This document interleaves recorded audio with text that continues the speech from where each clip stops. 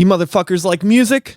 I like music. Let's talk about music. Grab your favorite pair of headphones and let's listen to this. So for today's Headphone Hideaway, we're going to be talking about two albums by two different bands that are kind of the same album by the same band.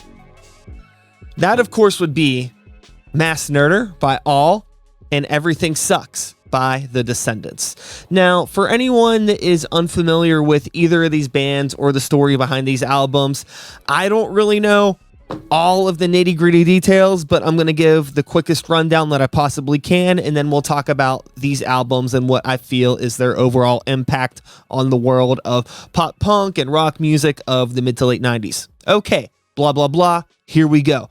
So this band, All, originally formed when this band, the Descendents, broke up. All was comprised of the three members of the Descendents that weren't the singer, and all over the course of their 8 albums, I believe, before this came out. Maybe this is the 8th, I'm not sure, but they had 3 different vocalists in that time frame. Now, around 1996, Milo from the Descendents comes back into the picture and is like, yo, I want to record another album. And the guys are like, cool, let's fucking do it. We have all of these songs that we're getting ready to record for this album right here. And they're like, okay, well, let's just take all the songs that we have because we're the songwriters and let's split up these songs between these two albums. The majority of the songs that were existing in that time frame, I believe, made it onto Everything Sucks. I think 4 of them made it onto Mass Nerder, and then, a good 5, 6 songs. I don't know all the details, but I believe they were just totally scrapped.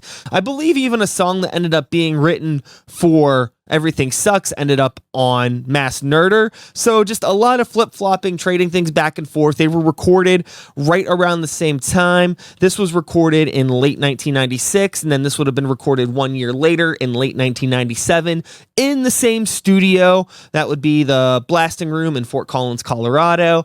And yeah, let's talk about these albums. So both of these albums came out in the late 90s, Epitaph Records, post Offspring Smash, which was a huge album, a huge draw for people finding out about the label. And that era of Epitaph Records is really, kind of a golden era. There's so much cool stuff that came out. Highly recommend all of the Punk-O-Rama compilations. They're kind of like the Tony Hawk soundtrack before Tony Hawk existed. A lot of people found out about so much cool stuff from the Tony Hawk soundtrack. But, if you scale it back just a few years, that same thing was me as a 12-year-old kid with a skateboard listening to the Punk-O-Rama CDs and listening to both of these albums. I fell into both of these albums right when they came out.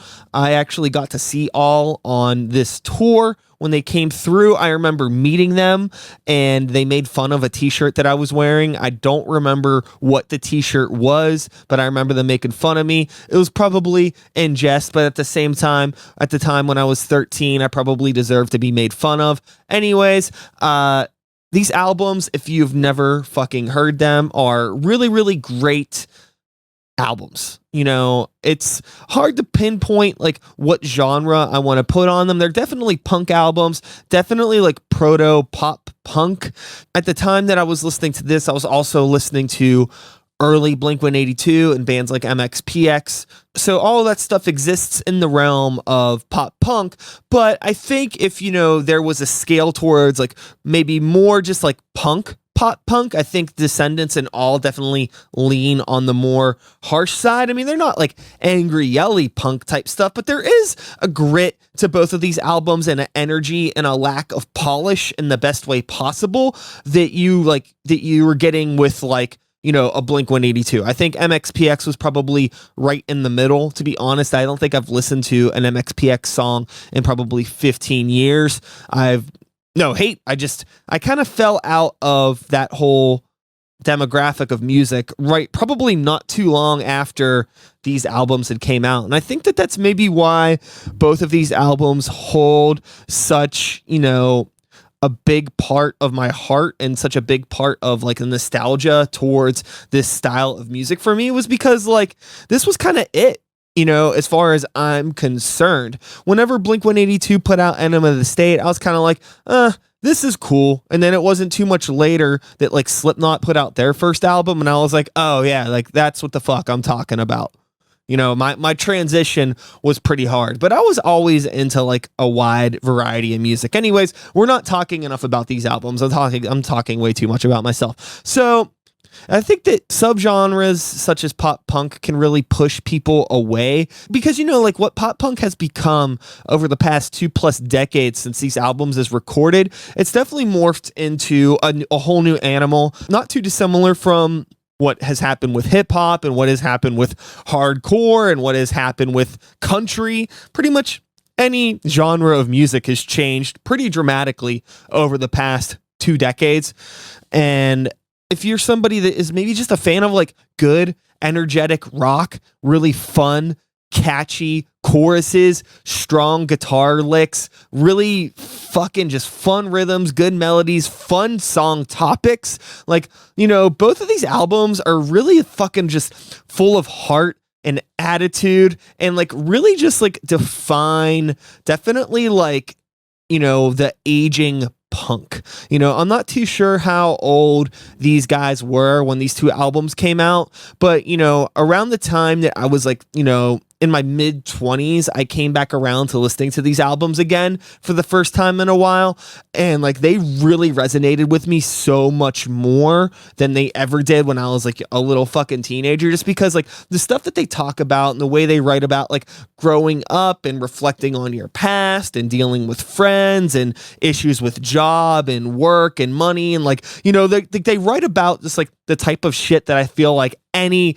mid-20 something punk has gone through. So it was super relatable at the time. Honestly, this album got me through quite a lot. Everything Sucks, Mass Murder. I think of these 2, if I had to pick, I think, you know, Mass Murder definitely gets slept on a bit. I'm pretty sure even if you've never heard this album, you've probably seen the album cover. It's just one of those iconic records. This all album, Mass Murder, I think definitely gets slept on. I feel like most people that listen to this album, that have listened to it, are probably already fans of the Descendents. But I think that, you know, wildly enough, even though these are pretty much the same album, a lot of the same songwriters, just 2 different singers recorded a year apart, I think there's definitely their own unique characteristics to both of them as well. I think this album has a lot more grit to it, Mass Murder. I think it's a little bit more like, and this album's a little bit more like nice. Like this album wants to hug you, and Mass Murder kind of wants to wrestle you.